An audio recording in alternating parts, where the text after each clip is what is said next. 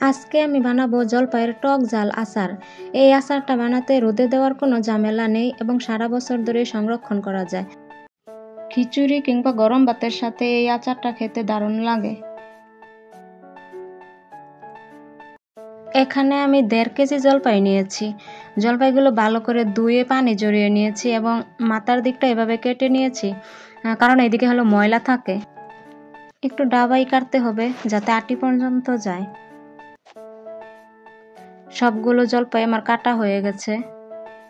লবণ এবং হলুদ মাখিয়ে জলপাইগুলো কয়েক ঘন্টা রেখে দিতে হবে। তো হয়ে গেছে আমার লবণ আর হলুদ মাখানো। এখন আমি এগুলো রেখে দেব কয়েক ঘন্টা।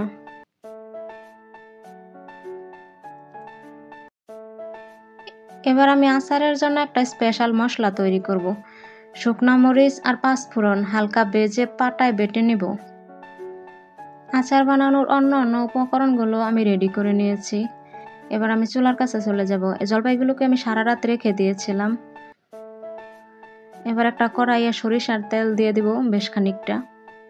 তেলটা ভালোভাবে গরম হয়ে গেলে আমি এর মধ্যে থেতলানো রসুন, আস্ত রসুনের কোয়া, পাঁচফোড়ন দিয়ে ভালো করে নাড়াচাড়া করব। এখানে আমি সাদা এবং কালো সরিষা গুঁড়া করে নিয়েছি, সেটা দিয়ে দেব।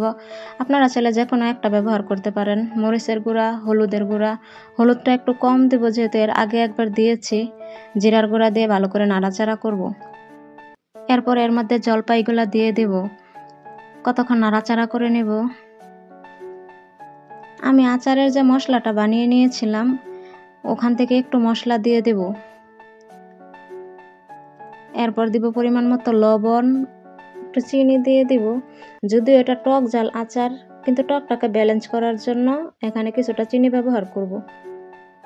এবার আমি 1.5 কাপ পরিমাণ সিরকা দিয়ে দিব। সিরকাটা দিলে আচারটা ভালো থাকে। কোনো পানি অ্যাড করব না এবং চুলার আঁচটা মিডিয়াম করে দিব।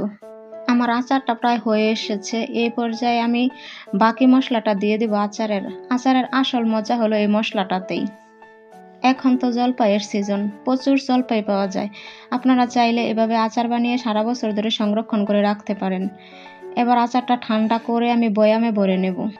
কিছুটা সরিষার তেল আমি গরম করে ঠান্ডা করে নিয়েছিলাম, ওই তেলটা বয়ামে ঢেলে দিব। আচারের এই তেল দিয়ে মুড়ি মাখা খেতে দারুণ লাগে।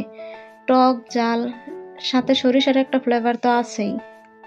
আপনারা কে কে আমার মতো জলপাইয়ের তেল দিয়ে মুড়ি মাখা খেতে পছন্দ করেন কমেন্ট করে জানাবেন। সবাই ভালো থাকবেন, সুস্থ থাকবেন, নিজের খেয়াল রাখবেন আর আমার জন্য দোয়া করবেন। আল্লাহ হাফেজ। আসসালামু আলাইকুম।